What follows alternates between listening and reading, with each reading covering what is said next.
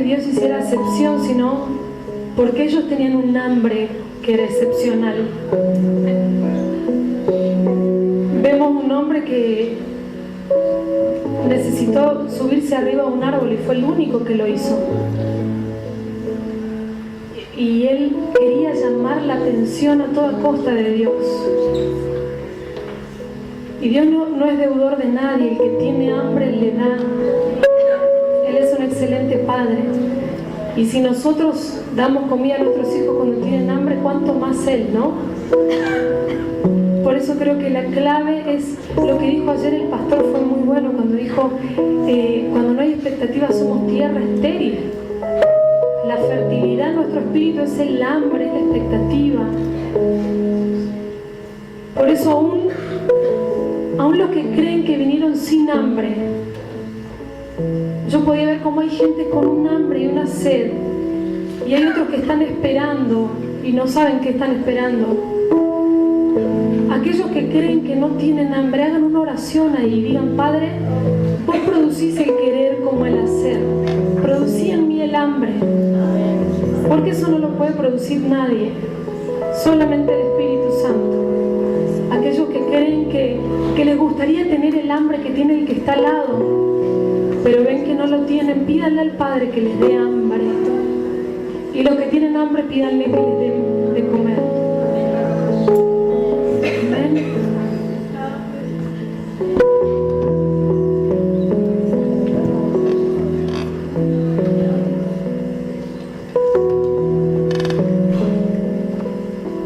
Una de las reformas que creo que a las que necesitamos volver como iglesia es esto de entender que todo el tiempo es el momento importante de la reunión. Vieron que suele pasar en nuestras reuniones y decimos: bueno, ahora viene el momento más importante, y ya sea para dar la ofrenda o para la palabra se usa, ¿no? Pero el momento más importante es toda la reunión, todos los días de nuestra vida. Si hay hambre, todos los momentos son importantes. Dios se aparece en cualquier momento. Entonces, muchas veces venimos a la reunión, estamos en el momento de la adoración esperando el momento importante para que Dios nos hable, y nos perdimos el mejor momento, que era el que Dios te hablara directamente a vos, que te hablara directamente, sin intermediarios. Y como eso no hay mejor momento que cuando Dios te habla directamente. Así que cada momento que tengamos de adoración, expriman, hablen con Dios, pregunten, adoren, ríndanse, disfrutemos cada momento. Amén.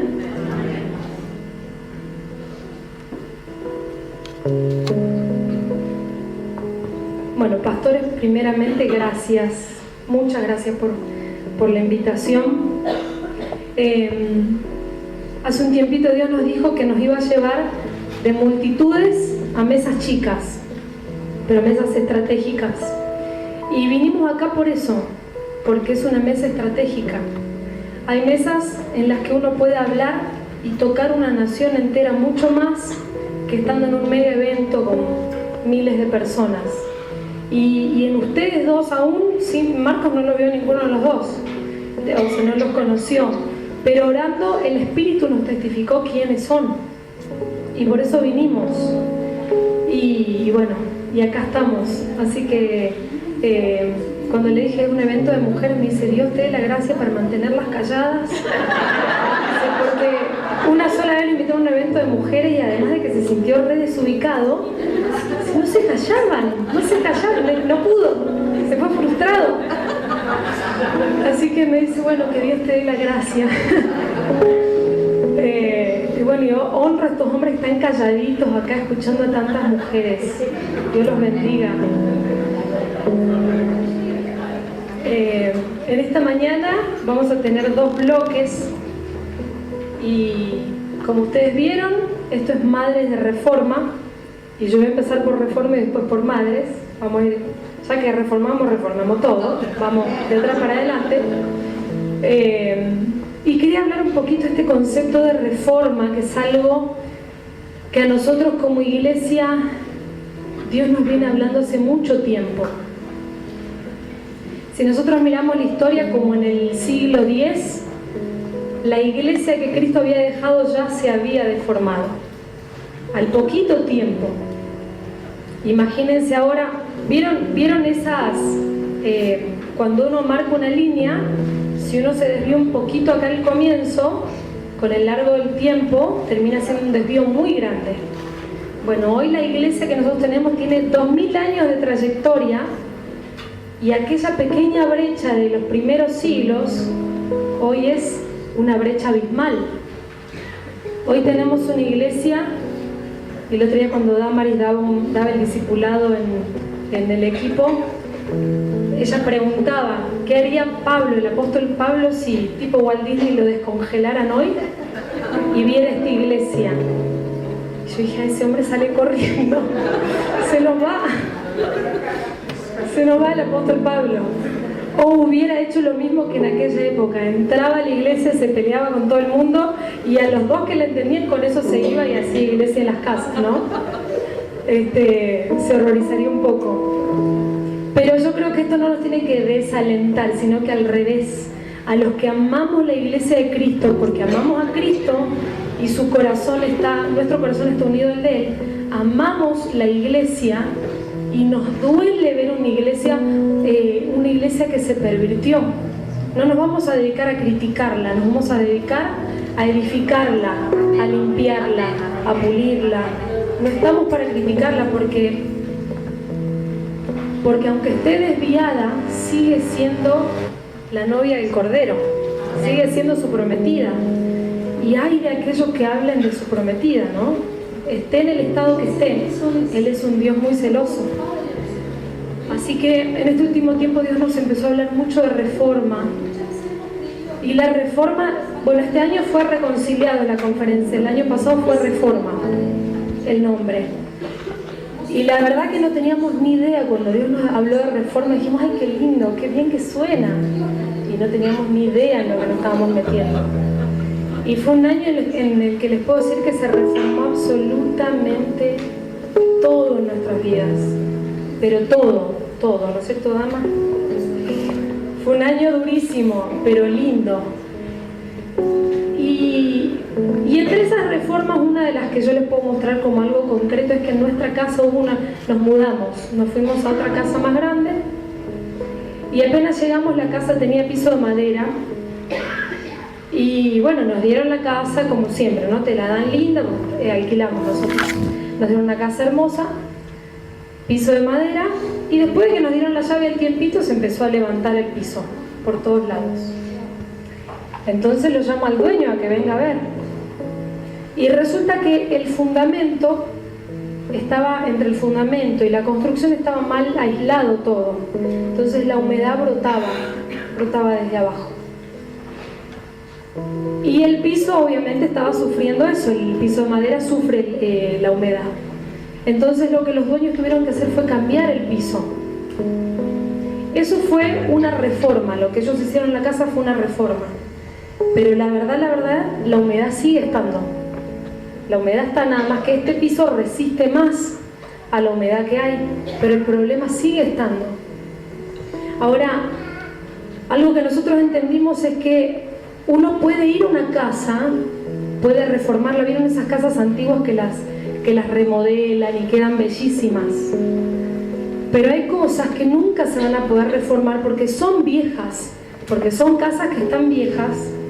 Y lo mismo pasa con la iglesia de Cristo. Hay cosas que son estructuras viejas, y por más de que nosotros las remodelemos, es como que vamos a ir a una pared con humedad, la vamos a rasquetear, la vamos a pintar de nuevo, pero al tiempo va a volver lo mismo. Y muchas veces creemos y confundimos en reforma con cambios. Entonces creemos que, bueno, ahora no vamos a cantar más estas canciones, vamos a cantar estas. Eso fue maquillar un poco la pared con humedad. Entonces empezamos a creer que reforma es cambiar. Bueno, ahora el pastor no se pone más saco, ahora el pastor viene con jean y remera. Y tiene toda la onda. Entonces estamos en reforma. Y no tiene que ver con reforma, eso tiene que ver con un maquillaje, con un simple cambio. Si algo nosotros podemos ver a lo largo de la historia es que la iglesia se fue amoldando al siglo que le tocaba. La iglesia cada siglo se fue amoldando. Entonces, como decía la pastora ayer, así como a Josías le tocó buscar en su línea generacional para atrás, a ver qué encuentro, algo que valga la pena. Y allá atrás se encontró con David, porque empezó: a mi papá no sirve, mi abuelo menos, mi bisabuelo, y empezó para atrás a revisar. Y se encontró con que él decidía que su papá sea David. Él tuvo que decidir quién era su papá. Ahora, en este año en el que Dios nos llevó una reforma completa, empezamos a mirar la iglesia, y por la gracia de Dios Él nos concedió conocer la iglesia de Cristo en muchos lugares del mundo. Y nosotros andamos como Josías, ¿viste? A ver, esta no. A ver, no, esta tampoco. Y andábamos en la búsqueda. Y nos encontramos con que teníamos que buscar el diseño original. Y ese diseño está en Hechos. Esa es la iglesia que nunca deberíamos haber dejado de ser. Una iglesia primera, llena de pasión. Una iglesia donde la estructura no se la consumía, sino que la iglesia estaba para manifestar a Cristo en todos lados. Entonces creo que, como decía Damaris en ese discipulado, si traemos un cristiano de aquella época a esta, hay tantos términos nuestros que no los entenderían. Tantos. Porque son cosas que se han ido amoldando a cada siglo y nosotros las heredamos. Una vez tuve una visión, Dios me dijo: te voy a mostrar la iglesia. Y yo me vi parada arriba de una montaña de escombros.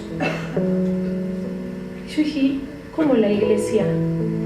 Y entendí que ¿vieron ese versículo que dice escombros de muchas generaciones? Eso fue lo que él me decía. La iglesia hoy es escombro de muchas generaciones. ¿Y por qué escombros? Porque hacemos cosas que a otros no les funcionaron, pero las estamos haciendo igual mecánicamente. Y no nos tomamos la libertad de repensar qué quiso Dios. ¿Qué quiso Dios para la iglesia? ¿Qué soñó Él para la iglesia de Cristo? ¿Cómo la diseñó Él a su iglesia? Bueno, y en este tema podríamos estar horas, porque Dios nos habló un año entero de tantas cosas las que tuvimos que ir sacando desde el corazón, porque no pasa, de nuevo les digo, no pasa por el maquillaje, sino que pasa por el corazón, por lo que internamente hay. Ahí está la verdadera reforma. Y la verdadera reforma, para que una casa no se vuelva vieja con el tiempo, la única clave es que esté y que permanezca en el nuevo pacto. Porque el nuevo pacto tiene 2000 años y sigue siendo nuevo. La única forma de que algo no envejezca es que permanezca en el nuevo pacto. ¿Sí? Hoy tenemos una mezcla de los 2000 años de historia más un pacto que era para el pueblo de Israel. Entonces tenemos una mezcla, una cantidad de cosas que hemos heredado y no hemos permanecido en Cristo, que es el único que se renueva día a día. Y es la única forma en que lo que hagamos no caduque, sino que sea nuevo. Cada mañana es nuevo. Cada mañana tu iglesia es nueva. No por la estructura, sino porque permanece en Cristo. Entonces, algo clave que nosotros entendimos es que la reforma, lo primero a reformar es el fundamento. Lo primero que tiene que ser reformado. No sé si ustedes vieron, pero el fundamento de una casa, uno nunca sabe qué tan bien hecho está hasta que no viene una catástrofe, ¿no es cierto? Lo mismo que las raíces de un árbol. Uno no sabe cuán profundas son, cuán buenas son, hasta que no viene un viento. Y uno ahí ve si las ramas realmente tenían profundidad, si estaban agarradas, si no estaban. Lo mismo pasa en las casas. Como en nuestra casa apareció humedad y ahí nos dimos cuenta que había abajo. Un fundamento es algo que nadie ve, solo los arquitectos, los ingenieros y el dueño de la casa que estuvo cuando la construían, si es muy chusma, si no, ni el fundamento vemos. Entonces, ¿quién sabe cuántos metros tiene para abajo su casa? Nadie. La arquitecta, nada más. ¿Quién sabe si lo hicieron bien o no los arquitectos? No sabemos si lo hicieron bien o no. Nos vamos a dar cuenta con el tiempo si esa casa permanece, si vienen tormentas, lluvias. Ahí vamos a darnos cuenta de qué estaba hecho, ¿no es cierto? Y algo que creo que ha sido removido en la iglesia ha sido el fundamento.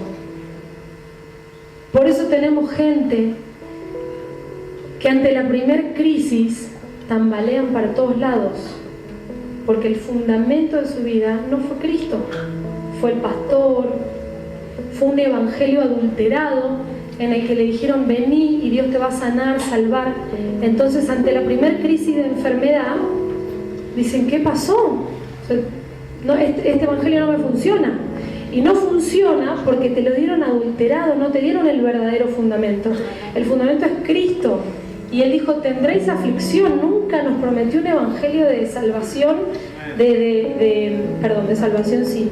No fue un evangelio light, en el que todo va a estar bien. Entonces nosotros le predicamos a la gente que vengan porque van a ser sanos, salvos, libres. Y cuando pasan tormentas, se quiebran. Y se quiebra la fe de la gente. Hace poquito compartíamos ¿vieron esta canción que cantábamos recién? Tú lo llenas todo. Es de un ministro de Chile que se llama Mike Bunster. Y la semana pasada estuvieron en Córdoba, él y su esposa, y ellos pasaron por una prueba muy fuerte el año pasado. Tienen un hijo ahora tiene 1 año y meses, pero tenía 4 meses cuando le descubren leucemia al bebé. Entonces la iglesia entera empezó a orar. Dijeron, no, ahora se quiebra, y el nene empeoraba. Y empeoraba, y empeoraba, y empeoraba.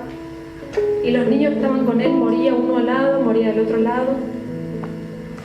Entonces en un momento su hija, la otra hija que tienen de 12 años, les dijo, yo estoy muy enojada con Dios, porque Él no sana a mi hermano. Entonces ellos como papás se replantearon y dijeron, ¿qué le estamos enseñando? ¿Qué le dijimos para que ella, ante la primer crisis, tambalee su fe? Nosotros tenemos cristianos de la Biblia que iban los prendían fuego por el nombre de Cristo. Veían a sus hijos morir por el nombre de Cristo. Y hoy no les predicamos eso a la gente. Hoy no les decimos cuando entran, mirá, vas a tener que morir, vas a tener que dejar todos tus sueños, dejarlos allá afuera porque no hay lugar acá adentro para tus sueños. Dios no va a cumplir tus sueños, es más, te va a dar los de Él. ¿Sí o no? Entonces hay gente había un chico ayer que me decía, dice, bueno, contame el secreto de Marcos. ¿Cuál es el secreto de Marcos? Y le digo, mira, la verdad, renuncia, muerte. ¿Qué te puedo decir? Me encantaría decirte, sí, vino una productora, lo descubrió y nos lanzó y allá... No fue así. Aparecieron muchas propuestas y todas esas mega propuestas Dios nos decía que no. Todas las mega propuestas Dios nos dijo no es por ahí, no es por ahí. Y parecía que, yo decía en un momento, Dios está enojado con nosotros porque no nos deja hacer nada. Todas las puertas que se abrían, yo decía, bueno, ahora sí, al fin.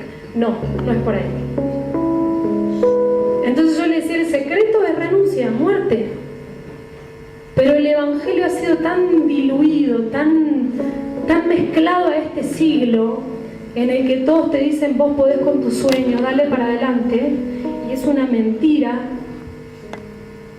porque Dios te dice, dame tus sueños, porque yo te quiero dar los míos a cambio. ¿Sí? Yo preparé acá un pequeño test, no es matemático, pero yo hice algunas preguntitas, y los que tienen para anotar les pido por favor que anoten en el celular o donde sea. Miren, la idea con este test, como les digo, no es matemático, no está certificado por nadie, lo hice yo en mi caso, o sea que es bien básico. Pero la idea de estas preguntas es que cada uno puede evaluarse qué hay internamente, para que cada uno pueda evaluar, porque como les digo, el fundamento es algo que nosotros no vemos. pero está, sea pequeño o sea grande. Ahora, por lo poco que yo entiendo de arquitectura, cuanto más alta la estructura, más fundamentos debe tener, ¿verdad? Si uno mira la iglesia de Oriente y de Occidente, que son tierras tan diferentes, y a la iglesia, ya vamos a hablar de eso, pero la iglesia de Occidente es una iglesia que o se basa en Cristo o muere. O sea, no tienen mucha chance. Y entonces tienen un fundamento de kilómetros para abajo, porque es Cristo y nada más. No tienen el pastor a las 3 de la mañana para solucionarle su dolor de uña. No tienen eventos a cada rato para inflarlos un rato y que sigan un poco más. No tienen eso. No tienen reuniones todo el tiempo para ver si ellos, o sea, si sos cristiano, corres peligro o muerte. Es así. Entonces tu fundamento, si no es Cristo, no sirve. No son cristianos. Si no es Cristo, no juegan. ¿Se entiende? Entonces, bueno, hay muchísimo creo que vos como arquitecta podrías dar, hay para mucho en esto en cuanto a las tierras, a la profundidad, al material, al contenido. Pero algo que a mí me llamaba la atención cuando leía sobre Pedro es que Jesús le pregunta, ¿no? Pedro, ¿me amas? Sí, Señor, tú sabes que te amo. ¿Se acuerdan de esa parte? Ahora, ¿se acuerdan cuando Jesús le dijo, Pedro, ¿me vas a negar? Y él dijo, no, jamás te negaré, jamás. Bueno, muchas veces el orgullo es en nosotros un velo que no nos deja ver lo que realmente hay en nuestro corazón. Hasta que llega el momento de la prueba. Entonces, cuando lo tienen a Pedro amenazado, ahí sale lo que realmente había en su corazón. Él no se dio cuenta. Y como por lo sanguíneo que él era, yo no creo que estaba mintiendo. Creo que de verdad el tipo estaba convencido, jamás negaré a Cristo. Y en la primera prueba salió lo que había en él. Entonces muchas veces nosotros podemos estar convencidos de que estamos parados en la roca firme, que Cristo es nuestra piedra angular, hasta el primer viento que aparece. Hasta que sopla el primer viento. O hasta que vienen días de lluvia y ahí sale la humedad por todos lados, ¿no?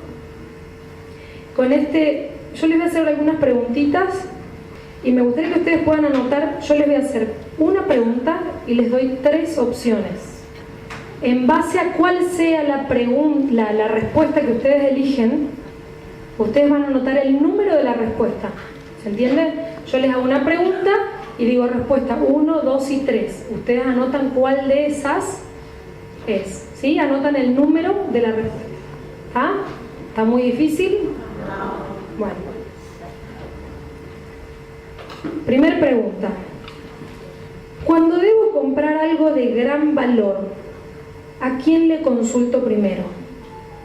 Piensen la última vez que compraron algo, o si están pensando en comprar algo. ¿Saben qué? Quiero que sean sinceros con ustedes mismos, porque esto no lo va a ver nadie. Las pastoras no van a chusmear a ver qué pusieron, ni las van a confrontar, ni las van a pedir cuenta. Sean sinceros y ¿saben qué? En lo posible, vayan a la última vez que lo hicieron, porque eso es lo real.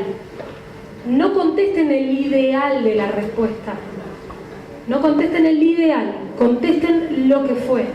Lo que realmente fue la última vez que lo hicieron, ¿ok? Cuando debo comprar algo de gran valor, ¿a quién le consulto primero? Número 1, a las personas que me rodean. Número 2, al presupuesto. O sea, voy y veo, a ver, tengo, no tengo, me alcanza, no me alcanza. 3, a Dios. ¿A quién le consulto primero? O sea, le podemos consultar a todos, pero primero, ¿en qué pienso? Las personas que me rodean, el presupuesto del mes o Dios. ¿Anotaron? ¿Pensaron? Algunas me miran con cara de como si estuviera hablando de álgebra. Es básico esto, ¿no? Bien, pregunta, ¿todos están? ¿A alguien le falta? A ver, vamos al revés. ¿A alguien le falta tiempo? Bien. Cuando estoy enfermo, pregunta número 2. Cuando estoy enfermo, ¿a quién recurro primero? ¿A los medicamentos? ¿A qué voy primero? ¿Dolor de cabeza? Ay, ¿dónde está el ibuprofeno? a los medicamentos, 2, al médico, 3, a Dios. ¿A quién voy primero? Obviamente que algunos se toman la pastillita y después preguntan, Señor, ¿por qué me duele la cabeza? ¿Qué pasó? ¿Anotaron? ¿Sí? Pregunta número 3. Cuando tengo una situación difícil, una situación, piensen, no sé, me peleé con alguien, algo difícil, cada uno, el difícil varía, ¿no? Según la persona.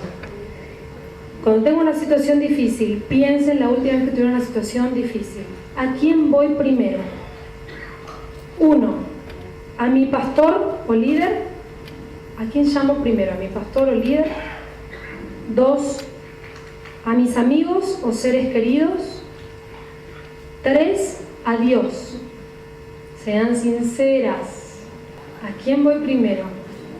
Y acá les quiero decir algo a las pastoras. Pastoras, dejemos que la gente haga crisis y se encuentre con Dios. No tengamos miedo a que la gente haga crisis y sufra. Dejémoslo. A veces nosotras queremos solucionarle los problemas a la gente y no nos damos cuenta que el verdadero problema de la gente no es el problema, es no saber escuchar a Dios. El verdadero problema de la gente no es el problema, es no saber escuchar a Dios. Entonces a veces nosotros como pastores salimos al encuentro del problema y no dejamos que la gente se encuentre con Dios en ese problema. Y salimos nosotros. Algo que nosotros hemos comenzado a hacer como ministerio es, cada vez que alguno de los discípulos llama, Marcos, tengo un problema. Bueno, ¿qué te dijo Dios que hagas con eso? ¿Para qué te lo mandó Dios ese problema?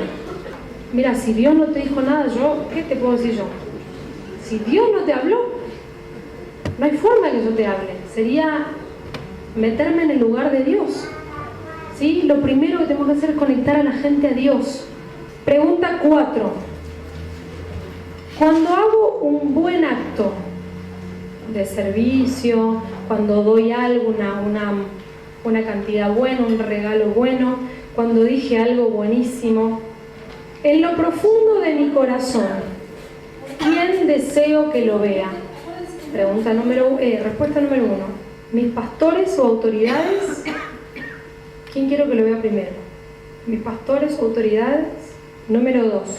Las personas que me rodean, o sea, Facebook. Lo publico en Facebook para que vean lo bueno que hice. Y respuesta número 3, Dios. ¿A quién busco agradar con las cosas buenas que hago? Primeramente. ¿A quién agrado primeramente? Si sumamos el puntaje de las respuestas, o sea, sumen ahí el número que les dio. De todas las respuestas, 1, 2, 3, tienen que sumar, tener un número. ¿Ah?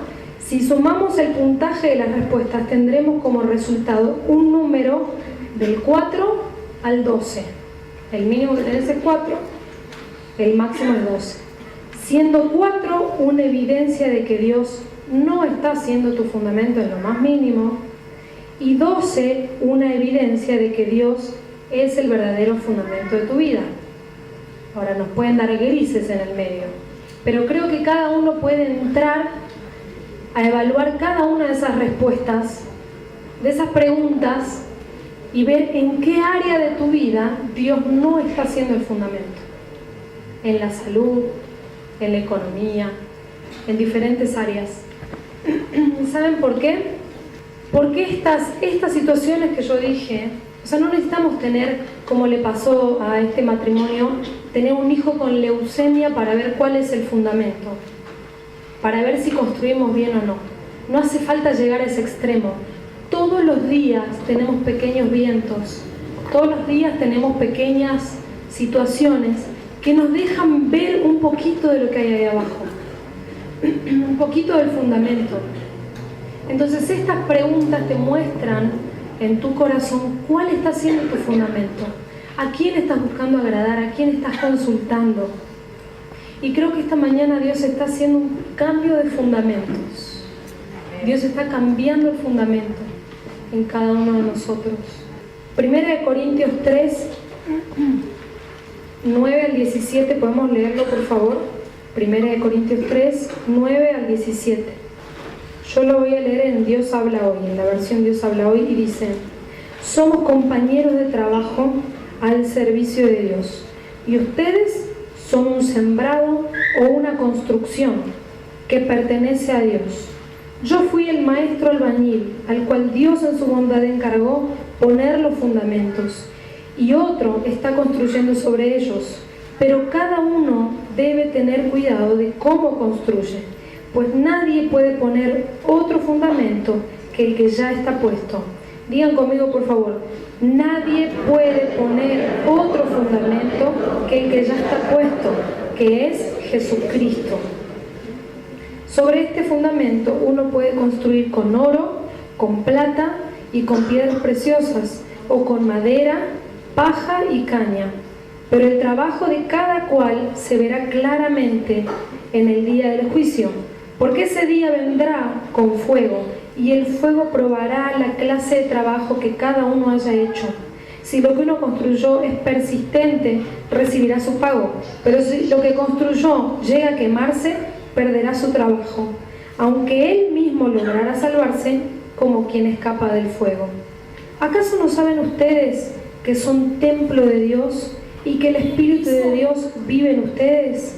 Si alguno destruye el templo de Dios, Dios lo destruirá a él, porque el templo de Dios es santo, y ese templo son ustedes mismos. Es necesario que entendamos que en este tiempo de reforma, que nos hemos enfocado mucho en la actividad eclesiástica a la hora de pensar en la reforma, y hemos modificado la actividad eclesiástica, creyendo que estábamos reformando. Pero la verdadera reforma que Dios está buscando es en su templo, es en su templo. Pongan su dedito ahí y digan: Dios está reformando su templo. Todo lo demás es expresión de lo que hay en el templo de Dios. Este es el templo. Somos nosotros. Entonces, en esto que leíamos en 1 Corintios 3, del 9 al 17, hay 3 etapas. Una es el fundamento, y es lo que recién veíamos. Y yo ruego a Dios que Él pueda sacar los velos, así como habían en Pedro, ¿no? Que Él creía que el fundamento estaba firme, que Él pueda quitar velos en esta mañana y podamos ver en quién está puesta nuestra confianza de verdad. Y te hago una pregunta un poquito más allá. Si te tocara lo que le tocó a Job, imagínate un segundo, imagínatelo por favor. Si te tocara pasar ahora por lo que pasó Job, ¿dónde crees que quedaría tu fe después de eso? ¿Seguirías sirviéndole a Dios? ¿Seguirías amándolo? La Biblia dice que jamás salió de Job un reclamo. ¿Seguirías sirviendo a Dios si de golpe no tuvieras más hijos, esposo, casa, trabajo, enfermedad? Muchos de nuestros hijos han quedado en el camino por una fe, por un evangelio equivocado, porque les hablamos de que Dios les iba a dar todo, de que Dios los iba a sanar, y era una mentira. Y clamo para que en esta mañana el velo sea retirado, el velo del orgullo, y podamos ver qué hay adentro nuestro, qué hay. Más allá, no miramos a nuestros pastores, a nuestros líderes, miramos cuál es el fundamento. Si tu pastor cayera en pecado, ¿seguirías en pie en tu fe? Porque conocemos muchas iglesias que el pastor cae y la gente cae. Es una estrategia del diablo, porque quiere decir que el fundamento de la iglesia era el pastor. Entonces se salió el fundamento y se desarmó. ¿Vieron como el Jenga, ese jueguito de piecitas? Se sacó la pieza de abajo y se cayó todo. Se corrió el pastor y se hace pedazo todo. ¿Por qué? Porque la piedra angular era el pastor. Entonces, por eso necesitamos refundar la iglesia de Cristo. Y refundarla es ponerla en el fundamento correcto. No son los ministros, es Cristo. ¿Sí? Hablando de eso, un día me dice una pastora, una mujer que me encuentro en un viaje, me dice: dice, yo todos los días entro en intimidad con tu esposo. Me sonó así como terrible. Tu hermano, usted tiene que entrar en intimidad con Dios. La intimidad con mi esposo es para mí. Por favor.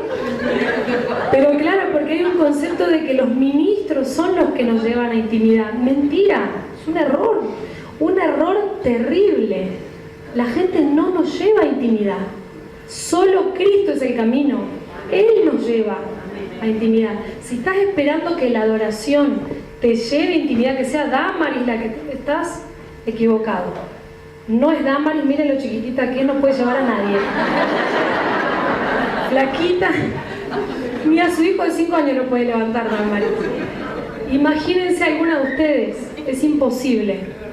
Y Dios está refundando la iglesia, sacando los ministros. Basta tener intimidad con mi esposo, tengan intimidad con ustedes y con Dios. ¿No es cierto? Un horror, cuando digo es un horror.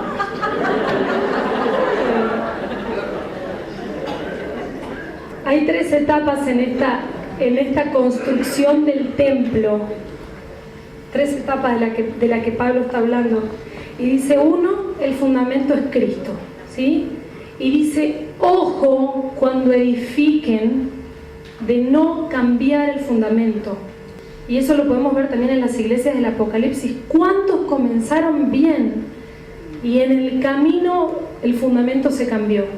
Esto Roxana lo puede hablar mucho mejor, ¿no? Pero todas estas líneas que se han metido en la iglesia, donde el hombre es, vos podés, vos lo vas a lograr, dale para adelante.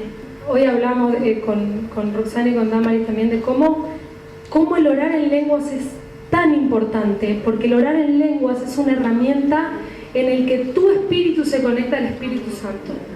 Entonces empezamos a orar en lenguas, no entendemos nada que está pasando, pero vos en tu oración, en el alma decís, Señor, dame un novio, y el Espíritu Santo en lengua está diciendo, no se lo dé porque la perdemos, no se lo dé porque la perdemos.